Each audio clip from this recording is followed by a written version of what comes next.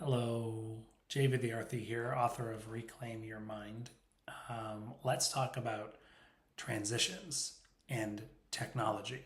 Specifically, we're going to talk about three transitions. The first transition we're going to talk about is waking up in the morning. The second transition we're going to talk about is ending the workday, which can look different for different people, but we're going to kind of think of the old 9 to 5. And then the third transition we're going to talk about is bedtime. And we're going to talk about them from the lens of technology and how the attention economy is resulting in technologies all around us that are constantly trying to harvest our attention and keep us scrolling as much as possible. But I want to right off the bat say that I personally do not demonize technology. I am a tech lover. I love video games. I like to code. I work online. Technology is a big part of my life. So the question is, how do you make these transitions gentle and smooth and self-compassionate and respectful of your mind while still enjoying the best of what technology has to offer? Because there's a lot of meaning, connection, and purpose that can be derived from our phones and our computers and our streaming services and our social media and so on. So let's start with the morning. Now, there's a kind of general wisdom out there, which is like, hey, don't let your phone be the first thing you look at in the morning. That's probably right, but I would say that it's not necessarily right for you. I think if you have self-awareness, you should be able to decide whether that's a problem for you or not. If you wake up and use your phone and it seems to be a fine and you actually enjoy it, that's fine. But if you feel like that's something that is not the way you want to spend your morning, or somehow even worse, like maybe it's guiding you into negative thought patterns because you're browsing the alarmist news headlines at 7 a.m. or whatever, then it's time to make a change, but not a change out of guilt or shame or self-judgment or even fear, but just a boundary that you're setting for yourself.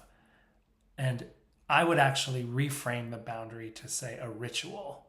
And that's an important reframe because boundaries feel like strong and restrictive and require a lot of willpower. But then the question becomes, what does your morning ritual look like if you try to bring self-awareness to what are the things that really boost you up and give you energy and optimism, and what are the things that kind of drain your energy and bring you into pessimism? So, for example, for me, I actually keep my phone right here, which is on my desk, which is on the ground floor of my place. My bedroom is upstairs, and I don't even bring my phone up there because I like to go to bed and wake up and not look at my phone. Now, just before you think I'm anti-tech in the morning or something like that, I do have my e-reader up there because I find that reading is a great way to go to bed and it's a great way to wake up. So I usually read a little bit when I wake up, and I do some exercises to prevent my back pain, and I kind of meander about. And I don't really look at my phone. I leave it here in the office until there's some practical need. But sometimes when I want to eat breakfast, I do really want to engage with something like the proverbial wake up and read the newspaper. And I actually do subscribe to paper magazines because they provide detailed kind of after the fact analysis of a big news story without the daily gotcha and the daily dramas that just consume our minds and then fade away, never to be thought of again. So I enjoy that. The other thing I wanted to say is the alarm that I use is actually, it's in a smart speaker and it plays one of my favorite songs. It actually plays a whole album. And that's another thing that's about my sort of intentional use of technology in my morning routine. So I think that way of looking at that morning transition of saying, I'm going to bring self-awareness to this and say what energizes me and what pulls my energy away can be a really, really smart way to manage that transition and create a beautiful little routine. Now let's talk about after the workday. So this is a really challenging time for me personally. I've had to do a lot of work in this area because I'm a knowledge worker. So there's a lot going on in my brain, in my mind during the workday, and trying to just immediately step out of my office and just be in family mode or relax mode is not possible. So one of the things that I've noticed about myself is that, first of all, if I'm the last thing that I'm doing at work is something that is possibly stressful or leaves things hanging, it's almost impossible for me to disconnect from work. Like I need to create a sense of closure.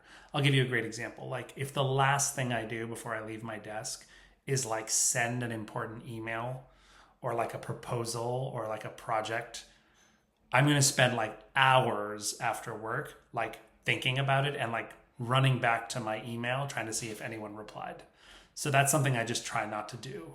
So that's an example of like noticing with self-awareness some of the patterns around exiting the work transition.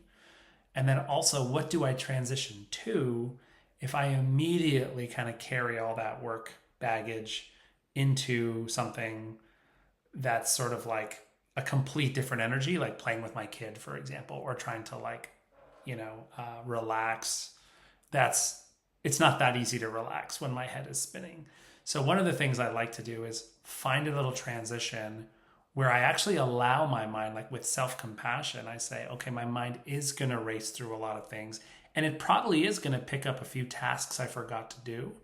So I think of the like 5 to 5:30 period as a chance for me to kind of like downshift, but still kind of come back. Like I'm not done work, but I'm like away from my desk, meandering, doing a little self-care, maybe starting some cooking or making some tea or, going for a walk outside or something, with the assumption that something may come up that I'll want to come back to my desk and like take a note or finish something up that I forgot to do. And that really gives my mind space to handle that transition. So I think the lesson there is being sort of self-compassionate, noticing the patterns and not necessarily, criticizing oneself first of all, but also not like expecting your mind to be able to just drop that momentum by creating an intentional transition, especially with technology, can be very, very powerful because the mind state we use to engage with technology is not the same mind state we use to relax or to play with our family. Okay, now let's switch to bedtime. So you probably guessed that part of my bedtime routine is putting my phone back on this desk and going upstairs. I also play some music around bedtime. But I think one of the things that's really important to point out here is that there is a lot of advice, again, to not have your phone in the bedroom, but there's less advice about the things that you do want in your bedroom. And with self-awareness and a little mindfulness, I think you can experiment with aspects of your downshift at the end of the day that, again, kind of stagger you down towards bed. So for me, the first thing I have is at 9:30 every day, the speaker of my TV plays a chime. And so it overtakes the TV audio and plays a chime, and it reminds me that it's starting to it's starting to get late. And I don't always turn the TV off right away. Sometimes I'm just like, okay, I'm going to finish this episode and then turn it off. But if I'm watching TV at night, that's a really, really useful reminder. And I also can have, I can see that my phone changes to sort of do not disturb and sleep mode, and the desktop wallpaper changes to like a picture of the moon, and all of my app icons and notifications disabled. So if I happen to look at my phone after 9 o'clock, it also gives me a little reminder of like, hey, time to wind down to bedtime. So that's like stage one. And then when I go do my routine and I go upstairs, there's no phone in my bedroom. There's an e-reader, but there's also candles and a yoga mat and like a meditation cushion that like sometimes just the physical blocking of that reminds me to just stretch a little bit and to bring my body down. But also like the reason candles are there is because with that self-awareness, I've noticed that it's like impossible for me to rush lighting a candle. So sometimes I'll even light the candle just for a couple of minutes, like just as I'm doing my routine. But something about the act of like lighting a candle for me, like just slows me down. And I think my eyes really like the glow of the fire too. So, and then eventually I, do my routine, I get into bed, and then I do some reading on my e-reader and I start to fall asleep. So I think in all of these examples, this isn't rocket science, but I think it's a little bit novel to apply it to technology, because I think a lot of voices out there are just like the tech is bad and you should feel guilty if you're using your phone in bed. But really it's about self-awareness. It's about finding what works for you and being really self-compassionate and not self-critical about creating a routine that actually gently aligns and kind of goes downhill with the natural inclinations of your mind at the beginning of the day, as you transition out of work, and at bedtime. So, hope this was helpful. Again, my name is Vidyarthi. You can find me online. Thank you very much, and enjoy this transition.